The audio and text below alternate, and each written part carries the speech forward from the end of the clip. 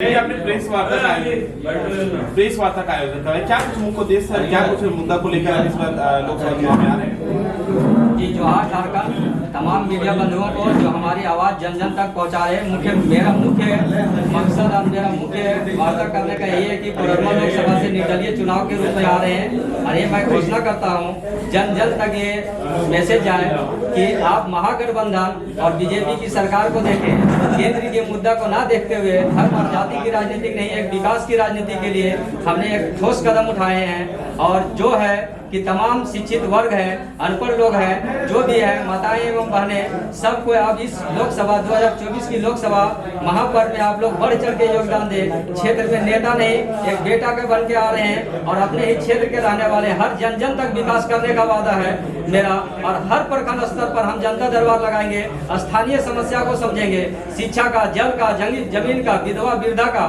और वहाँ के स्थानीय रोजगार के अवसर खोलेंगे हम। और जहाँ तक हो सके वहाँ की जन कल्याण के लिए हमारा जीवन समर्पण है। हम अपनी 90% अपना केंद्र सरकार को घोषणा कर रहे हैं कि 90% सैलरी मेरा होता है, वो जो है हमारे क्षेत्र की डेवलपमेंट में होना चाहिए। कभी भी केंद्र की मुद्दा स्थानीय मुद्दा पर ना लाए, स्थानीय जो मुद्दा है उसको केंद्र में लेके जाने के लिए मेरा हमेशा आवाज जो है वो दिल्ली तक पहुंचाएंगे और वहां से सारी सुविधाओं को खींच के अपने क्षेत्र में विकास का क्रांति लाएंगे। मेरा आधुनिक समय में बदलता हर दौर में राजनीतिक भी एक नई बदलाव चाहिए और नई बदलाव में हमने ये कदम रखे हैं कि राजनीतिक एक ऐसी मुद्दा बन गया है अभी वर्तमान में कि हर जन जन तक ये समस्याएं पहुंचनी चाहिए। जो आज जाति और धर्म की मुद्दा जो बना हुआ है, इसे एक मानवता के नाते जोड़ करके राजनीतिक, सिविल और सभी लोगों को आगे आना होगा। इसमें जितने भी शिक्षित वर्ग के लोग हैं वो सभी को अपने समाज, राज्य और राष्ट्र के निर्माण में आपको आगे कदम बढ़ाना होगा। और ऐसे सिचुएशन में अगर हम लोग शिक्षित वर्ग अगर समाज में नहीं आते आगे, इसका मतलब है कि अनपढ़ लोगों की राजनीतिक चलता रहेगा और अनपढ़ लोगों की राजनीतिक चलेगा तो केवल क्या है कि 35 सेंटीग्रेड टेम्परेचर पर लोग जनताओं का भीड़ लगेगा और केवल कैंपेन किए जाएंगे, जो बड़े बड़े नेता कैंपेन कर रहे हैं। और इसका मतलब ये साफ स्पष्ट दिखता है कि जितना भीड़ रैली में दिख रहा है उतना ही बेरोजगारी दिख रही है, उतना ही अशिक्षा दिख रहा है। सरकार को ये जानना चाहिए कि हमारी बेरोजगारी और हमारी अशिक्षा का ही पहचान है कि हमारे रैली में भीड़ लगा है। अगर किसी के पास रोजगार रहता, अगर वो शिक्षित रहते तो 35 सेंटीग्रेड टेम्परेचर पर वो किसी के भाषण नहीं सुनेगा। पहला प्राथमिकता है तो समाज की बदलाव के लिए एक शिक्षित वर्ग को आगे आना है और शिक्षित वर्ग को आने के लिए हमने एक कड़ा कदम उठाए हैं कि कोडरमा लोकसभा से निर्दलीय एक स्वतंत्र विचारधारा के रूप में चुनाव में आए हो। और कुछ कहना है इसमें? जी हाँ, समाज की सुधार के लिए हमने जो भी है यानी कि केंद्र की मुद्दा जो है वो अपना स्थानीय मुद्दा पर ना ला करके स्थानीय में केवल जो है कि स्थानीय नेता देखिए कि आपका जो महागठबंधन की सरकार और बीजेपी ने क्या काम कर रहा है, उसे स्थानीय नेता को बदलना बहुत जरूरी है। क्योंकि टिका हुआ पानी जो है, जमा पानी भी सड़ने लगता है। इसलिए आप जानिए बहुत सारे बच्चे को मुफ्त में शिक्षा दे रहे हैं कि जो विकलांग बच्चे हैं, अनाथ बच्चे हैं या फिर किसी आर्थिक स्थिति से कमजोर बच्चे हैं, तो आखिर ये शिक्षा प्राइवेट में क्यों जरूरी पड़ा? अगर सरकार वो है उसी जगह पर अगर अच्छी संसाधन को दे रहे हैं, अच्छी व्यवस्था को दे रहे हैं, तो आखिर प्राइवेट में जो एजुकेशन हब में जो बना हुआ है ये तो सुधार लाने चाहिए। अगर वहां पर केंद्रीय राज्य शिक्षा मंत्री बनने के बावजूद आप एक भी स्टेटमेंट दिखवा दीजिए कि कोई भी सरकारी स्कूल में जाकर के सरकारी शिक्षा को प्रमोट किया, सबसे पहला मुद्दा आ जाता है। क्या प्राइवेट स्कूल में आप उठा के देखिए तो प्राइवेट स्कूल में उसको कम से कम 20 से 30 स्कूलों में जाकर के उसने उद्घाटन किया है। तो प्राइवेट स्कूल को प्रमोट करने के लिए बना है या सरकारी स्कूल के लिए?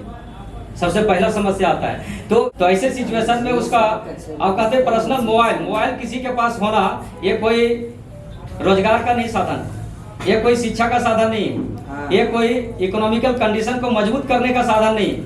उसके पास मोबाइल तो EMI पर भी कंडीशन पर लोग मजबूरी में खरीद रहे हैं। तो सुरेंद्र जी कहाँ के रहने वाले हैं? ये कोडरमा का रहने वाले, कोडरमा में सतगावा प्रखंड। तो ऐसा है कि आप यहाँ कुछ चलाते हैं? जी हजारीबाग। और अचानक क्या लगा कि हम जाके फिर कोडरमा से लोकसभा का चुनाव लड़े? जी हम कोडरमा का ही रहने वाले हैं। जरूरत महसूस हुआ? जी जरूरत महसूस हुआ। पानी छोड़ के क्या सर?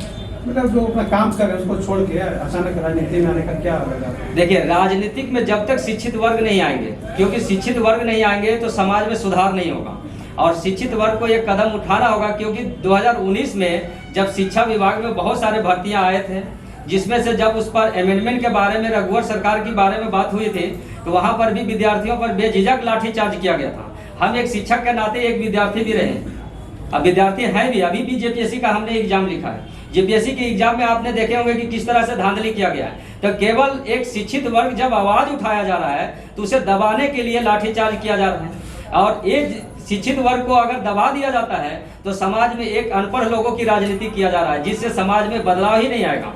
तभी शिक्षित वर्ग ने एक निर्णय लिए हैं कि ये शिक्षा ही जब समाज में नहीं रहे, सामाजिक व्यक्ति जब जो है और समाज में नहीं उतरेंगे, राज्य के लिए अपना योगदान नहीं देंगे, राष्ट्र के लिए योगदान नहीं देंगे, तो केवल एक मुद्दा जो है चेंजिंग मुद्दा करते हुए उसने आप अपने घोषणा में लिखे हैं कि हम 5 किलो अनाज देंगे।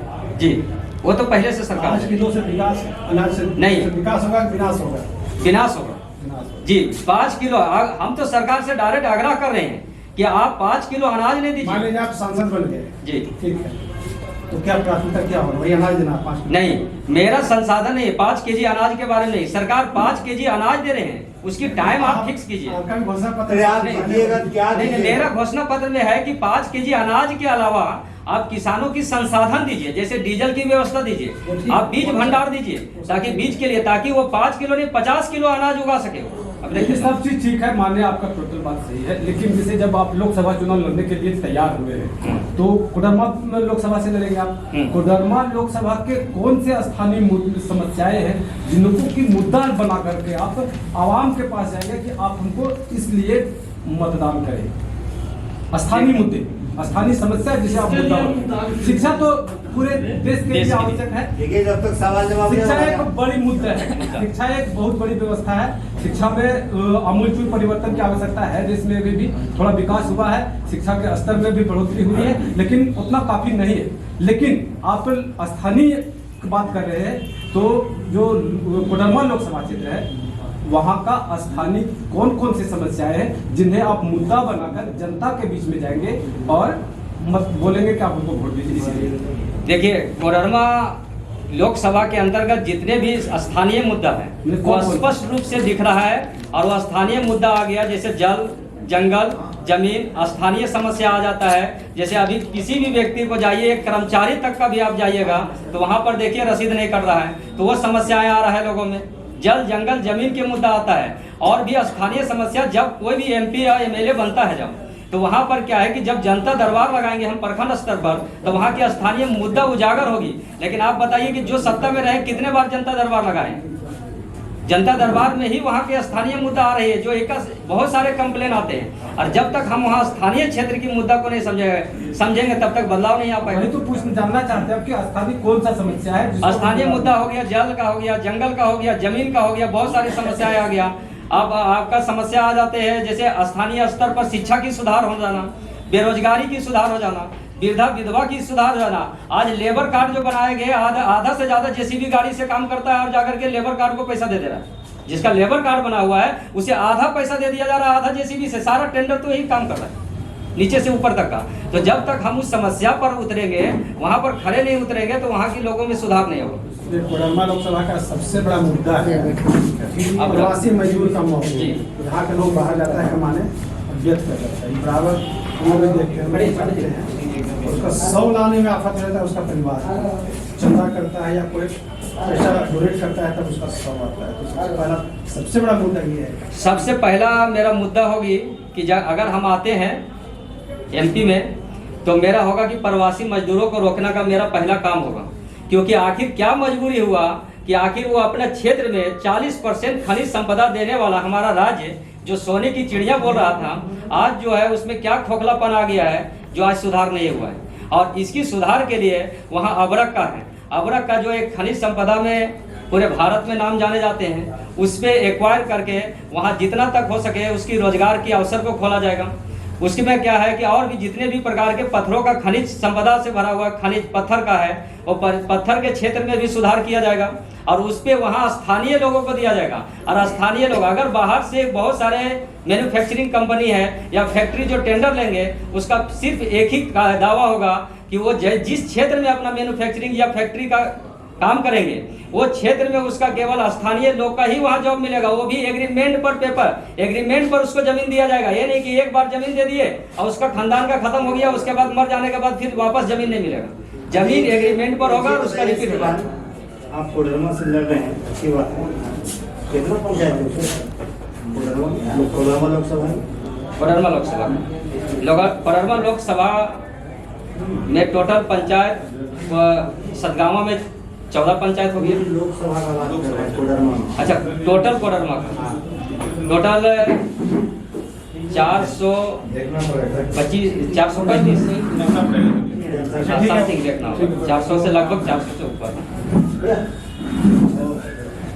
लेकिन मेरा मानना है कि कोडरमा का जो स्थानीय समस्या है, वो सबसे बड़ी समस्या वहाँ पर विस्थापितों का है। उसके बाद वहाँ पर अधिग्रहण का मामला है, माइनिंग वहाँ चलते हैं, और पलायन सबसे बड़ी समस्या है। पलायन को रोकने के लिए एक ही उपाय है कि लोगों को रोजगार दिया जाए। तो रोजगार को विकसित करने के लिए आप क्या करेंगे? शिक्षा तो आपका क्षेत्र है, शिक्षा के बारे में आपने बहुत कुछ बताया, लेकिन ये जो बेरोजगार लोग जो स्थानीय होने के बावजूद आप देखे होंगे कि अब कोरोना काल जब आया तो यहाँ का मूल निवासी को प्रवासी का दर्जा दिया गया। देखिए, तो जब उनको रोजगार किस प्रकार से मुहैया आप कराएंगे, और जो पलायन हो चुके जो प्रवासी आज कहला रहे हैं, उनको उनका हक स्थानीय कहलाने का अधिकार कब मिलेगा, और उसके लिए आप क्या प्रयास कर रहे हैं? देखिए, स्थानीय जो प्रवासी मजदूर हैं जो जा चुके हैं, उसे तो आग्रह करेंगे कि अपने क्षेत्र में आप एक बार हमें आने दीजिए। उसके बाद हम उसके लिए सारे अमेंडमेंट करेंगे कि क्षेत्र में देखिए कुछ भी बिगड़ा हुआ चीज़ों को सुधारने में समय लगता है, और सुधारने के लिए वहाँ पर हम जितने भी प्रवासी मजदूर की एक मीटिंग करेंगे, बैठेंगे, उसकी स्थानीय समस्या क्या है। और वहाँ पर हम ये घोषणा करते हैं कि हम अगर MP हैं तो हमारी 90% सैलरी डेवलपमेंट में दे दिया जाए। केंद्र सरकार को लिख के एग्रीमेंट करते हैं कि हमारा क्षेत्र जो है लेकिन विकास हो, लेकिन इस विकास के क्षेत्र के लिए स्थानीय अब रह गया कि वहाँ स्थानीय समस्या किस कारण से प्रवासी मजदूर गए।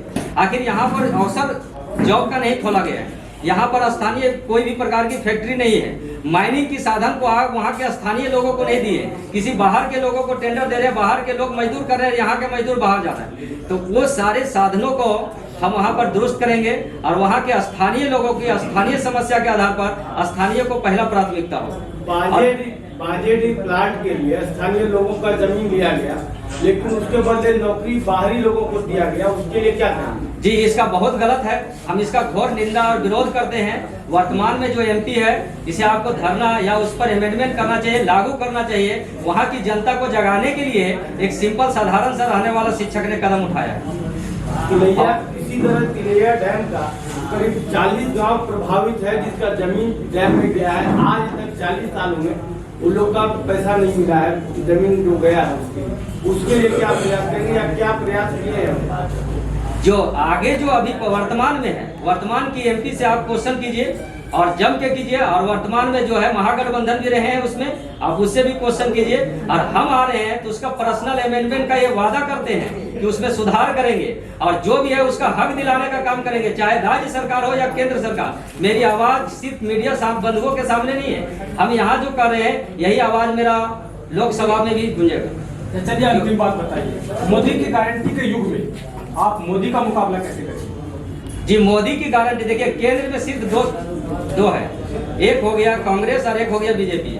केंद्र की मुद्दा आप केंद्र में रखिए, स्थानीय नेता कितना अपने स्तर पर काम कर रहा है उसको आप देखिए, और स्थानीय नेता को बदलने की जरूरत है। आप स्थानीय मुद्दा को बार बार केंद्र से जोड़ देते हैं और स्थानीय समस्या को समझ नहीं पा रहा है, और स्थानीय नेता जो है जाति के नाम पर और केंद्र में नेता जो है वो धर्म के नाम पर वोट ले रहा है। आप केंद्र की मुद्दा केंद्र, हम ना तो बीजेपी का विरोध कर रहे हैं और ना कांग्रेस के विरोध कर रहे हैं, हम तो एक स्वतंत्र विचारधारा से राजनीतिक में आए हुए हैं। और इसका मेरा यही है कि लोग जो कहते हैं केंद्र की मुद्दा को लाता है और कहता है स्थानीय क्षेत्र में हम लागू करेंगे, हम बोल रहे हैं कि अगर स्थानीय मुद्दा जो है वो केंद्र सरकार के सामने रखेंगे और जो मेरा समर्थन करेगा हम उसी में जाएंगे। हम ना मोदी का विरोध कर रहे हैं और ना कांग्रेस महागठबंधन का विरोध कर रहे हैं। अगर केंद्र में मोदी है तो हम भी मोदी हैं, सुरेंद्र कुमार अग्रवाल के नाम से। यहाँ जाति का राजनीतिक क्यों हो रहा है?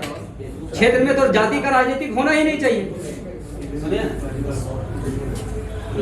आप लोग